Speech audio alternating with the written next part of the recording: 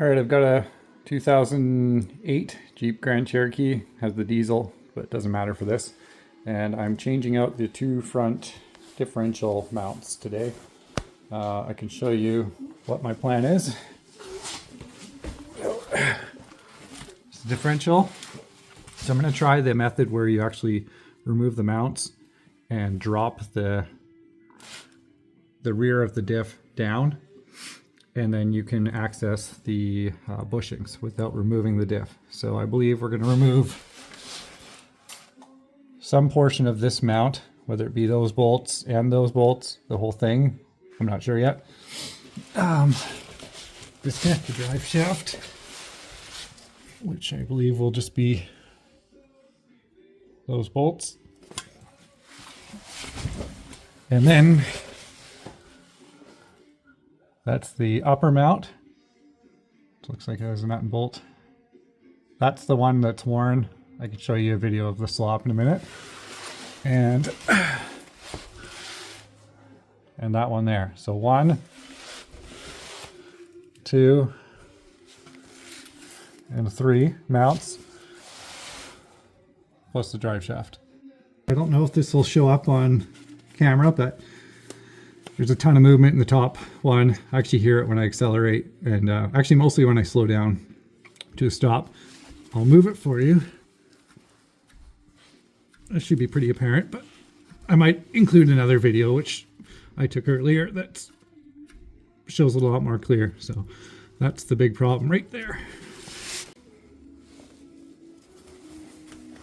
All right, down to the last bolt on the drive shaft.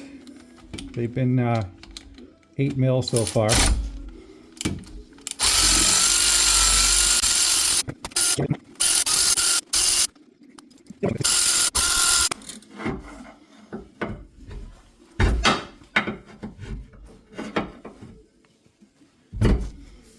There we go. All right, here's the top mount. Easiest way I found was a breaker bar. Probably can't see. Breaker bar with an extension to hold the nut. And then you actually have to spin the bolt. I did break it by hand, but the impact probably could have done it. And that's it. There's one. We're going to do the next one here, right there. So 15 to hold the bolt, and 18 for the nut.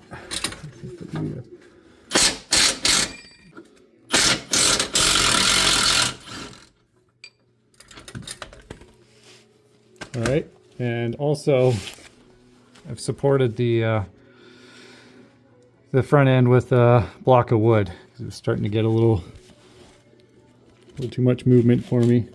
Pop that off.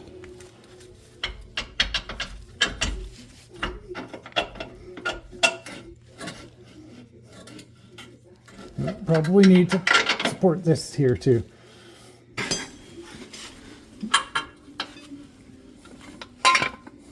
Well, it's about as far as it goes anyways. 18 for these.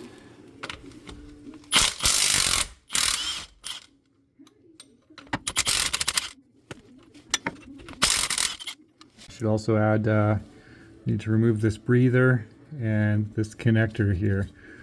So, breather should be fine. And then this.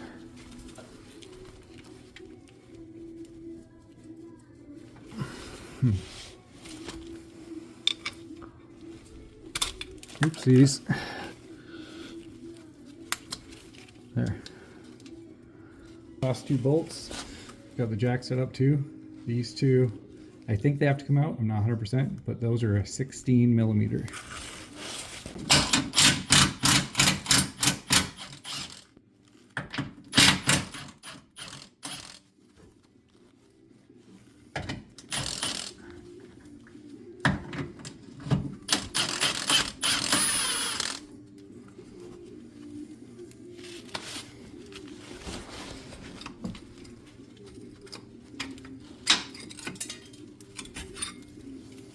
There you go.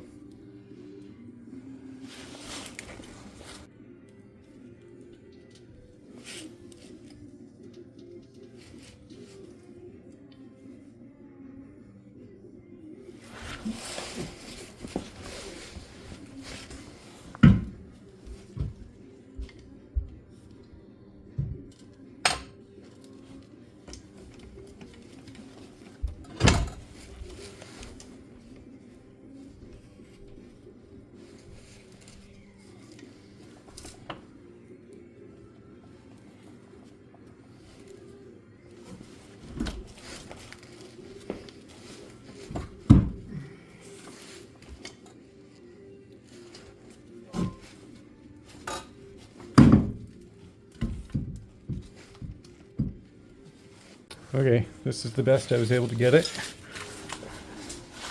I don't know if you need the jack stands, but I set one up on each side. I think guys just rest it on the CVs sometimes, but I don't really like that. There's bushing one. Come on, focus. Here you go. I think this one's, that one's actually okay. I'll show you the other bushing now. It's no good. There's the other one. Yeah, that's the bad one there.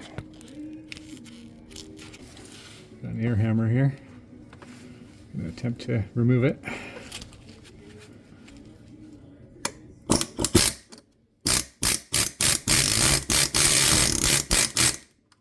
I've air hammered all around it. It's moving a bit, but not too much, so I'm going to try to take this bushing out and collapse it in on itself, which I've heard people have done. So I'm just going to, I don't know if this is right, but I'm just going to drill the rubber out so I can remove that.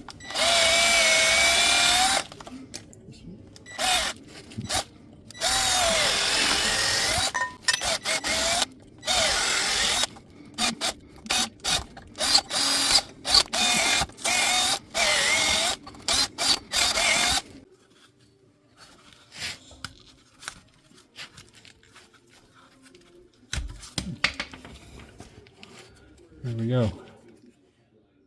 That's what I'm ending up having to do with it. Basically fold it in on itself with the air hammer.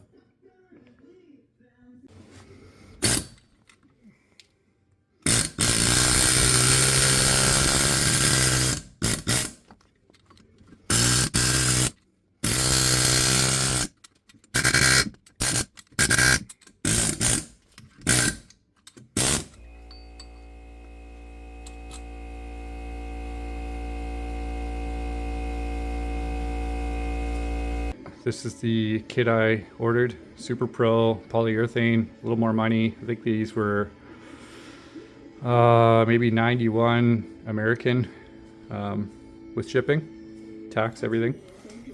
Here's the old one I destroyed. I haven't got the other one out yet, but not looking forward to that at all. Here's the new one. Comes with instructions. And then obviously the inner bushing here. And some grease. Clean that up.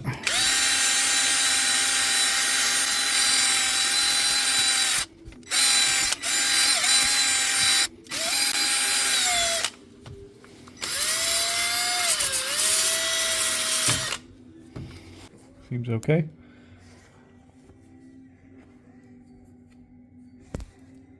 This is the setup I'm going to attempt to do. Push this in. It's just a ball joint press. Try to center that as well as I could. I put a little lube around where it's going to be going through the bore, not too much though. I don't think it calls for lube, so fingers crossed.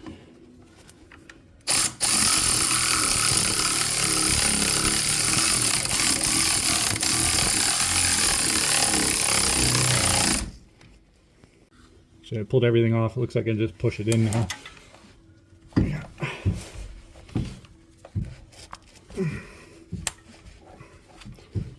All right.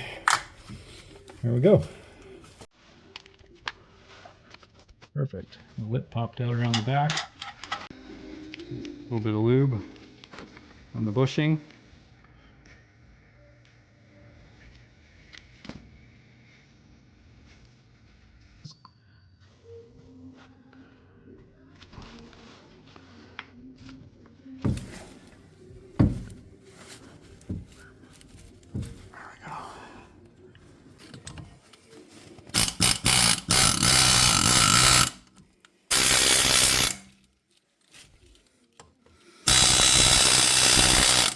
All right, round two.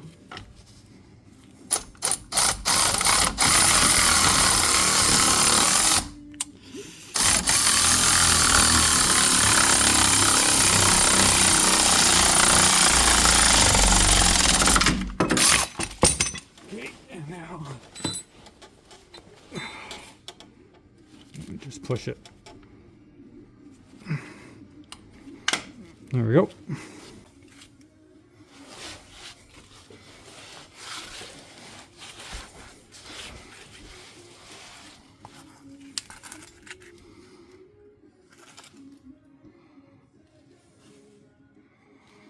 So I got it up on jacks now.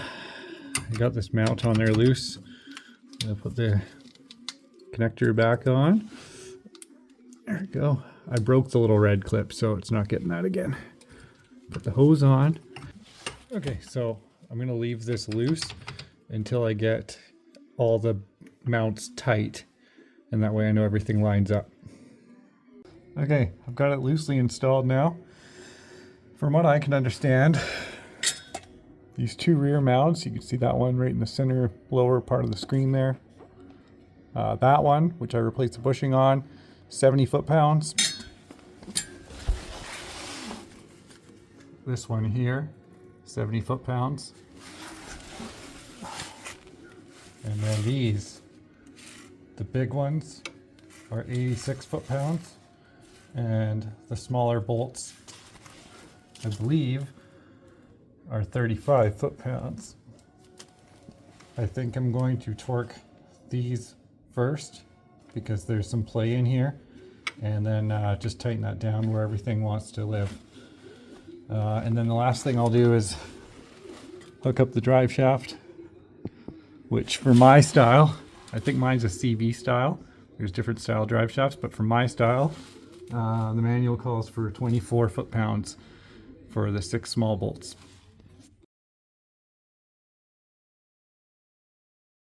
Don't know if you're supposed to do this or not, but I'm going to put a little Loctite on the drive shaft bolts because they're kind of important and they're tiny, and they only get torqued to 24 foot-pounds, so not too much holding them in. Everything else is bolted in. This is basically the last step. So. All right, she's all installed. New bushings. The other one is in as well. I didn't replace the front one here. I should have. It's easy to do later on, but it is cracked a little bit. Usable, but probably something I'll keep an eye out for and purchase one later. So anyways, kind of a crappy job to do on your back. I think I would still do it this way rather than pull the wheels and CVs out, but I think it took me probably 4 hours. I mean, I wasted some time filming and whatnot, but yeah, not an enjoyable job. But yeah, air hammer seemed to be the way to do it. I think most people do it with an air hammer, and yeah, I don't know if I'd change anything. So anyways, enjoy. Get the poly mounts, by the way. They push in so much easier. They cost a little bit more money, but I think they perform a lot better. So time will tell though.